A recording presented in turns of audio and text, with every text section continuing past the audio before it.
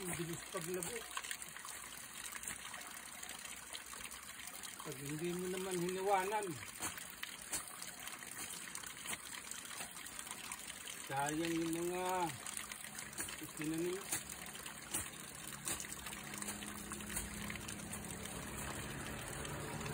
Ito, talong. May bunga na. Pwede nang magasan. Ito talaga pag may tinanim. May aanihin.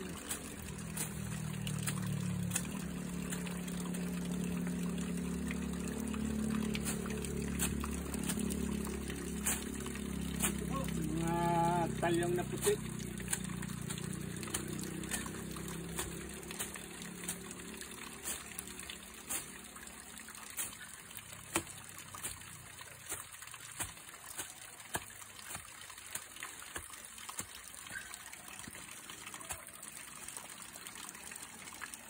Ito lumalaki na itong aking binhi. Pwede nang mabinhi para maparami ang production ng talong. Makaakit nga rito sa ibabaw.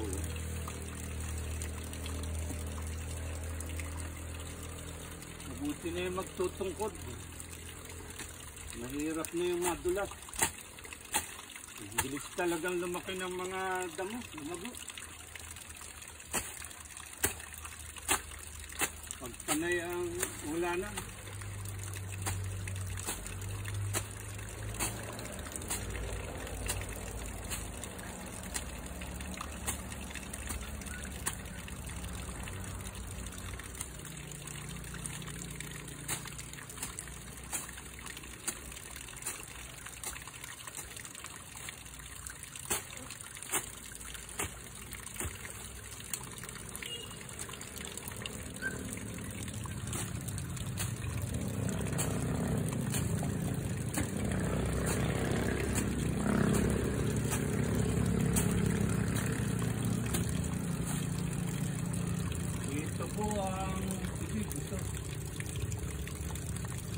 Pag naglaki ang puyat, bumulaklak.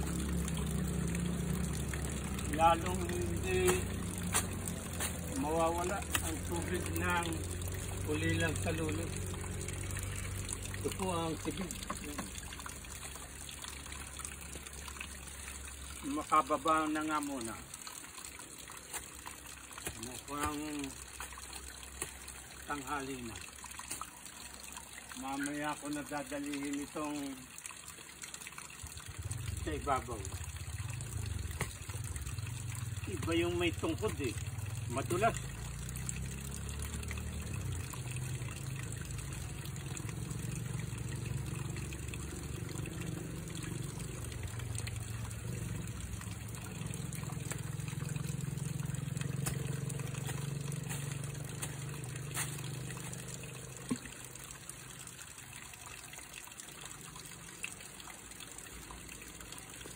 Diba? Bakit kaya mahina ang tulo ng ulilang salulo? Panay naman ang pag-ulan ngayon dito sa Nayon. Bakit kaya? Ito pong ulilang salulo na ito ay tinawag na ulilang salulo. Ngayon, nung una po ito, maaaring tawagin nating piyestang salulo. Dahil nung wala pa pong tubig dito sa barangay, halos itong lapit-lapit na bahay dito, naninirahan sa barangay, ay dito kumukuha ng inuming tubig. Kahit po yung naroon doon sa ibayo. Yung mga anak-anak nila, pag umaga, hapon, kumukuha ng inuming tubig dito sa ulilang salulo. Ay nang magkaroon na po ng tubig dito sa barangay, ay nawala na po yung mga kumukuha ng tubig dito. Saka lang po nila naalaala kapag nasisira ang linya ng barangay. Yan po ang buhay ng tao eh. Kapag hindi ka na kailangan, kakalimutan ka na o iiwan ka na. Kaya lang po dapat na tanggapin natin ang ganong kalakaran ng buhay. Yun na po ang sistema ng buhay. Pag wala nang kailangan sa iyo, lalayo na. Makakalimutan ka na. Saka ka lang maalaala kapag kailangan kang muli. Bakit kaya maliit itong tulo ng tubig? Matingnan nga.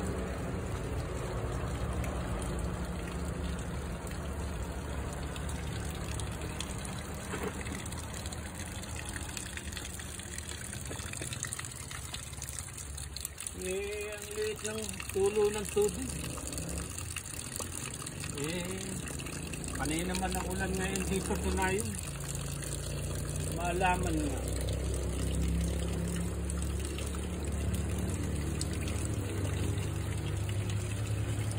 Ay, may mga ulak-ulak po pala eh.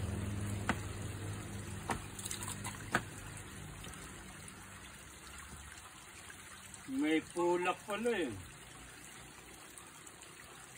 Kaya humina ang tubig eh. Ang agos eh.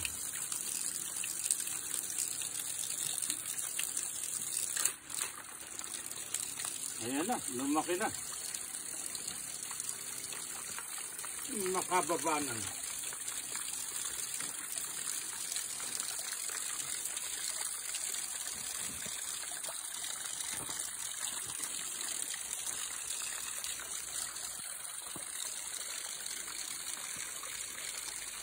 Kanina ang tubig, katulad ng isang ilaw, aandap-andap.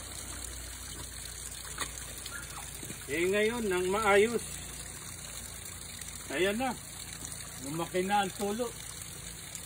Sobra pa oh, may umapaw pa. Kanina nabanggit ko po, dati nung wala pang rito sa barangay, linya ng tubig, parang piyesta po rito. May umiigib, may naglalaba, may naliligo. Halos lahat po ng taong nabuhay dito. Piyestang salulo. Ngayon po, nung magkaroon ng linya na, yan, bihira na lamang. Naalala lamang kapag walang supply dito sa barangay. At kanina po, ang tulo ng tubig dito sa salulo ay napakaunti. Wala po yung pinagkaiba sa buhay ng tao. Kapag ang buhay mo po ay hindi mo inayos, katulad ng tubig kanina na bahagya ng tumulo. Kapag hindi mo inayos ang buhay mo, magdadala sa iyo sa mga iba't ibang problema at kahirapan ng buhay. Pero kapag inayos mo ang iyong buhay, bata ka pa, simulan mo nang ayusin. Kapag inayos mo, yan ang magdadala sa iyo ng tagumpay sa buhay at kasaganaan. Maaring ang kasaganaan na yun labis-labis pa. Pero mga kasaganaan na sa tamang paraan mo ginawa. Wala kang sinagasa na tao. Narating mo ang masaganang tulo ng buhay tulad ng tubig na nagmumula rito sa ulilang salulo sa patas na buhay. At yan po ang dapat nating gawin. Umunlad, paunlarin ang buhay sa isang tama at patas na buhay. Salamat po. At tanghali na.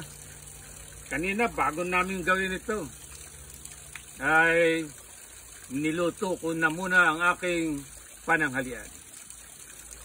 At ang tubig na ginamit ay ang biyayang dulot ng ulilang salulo.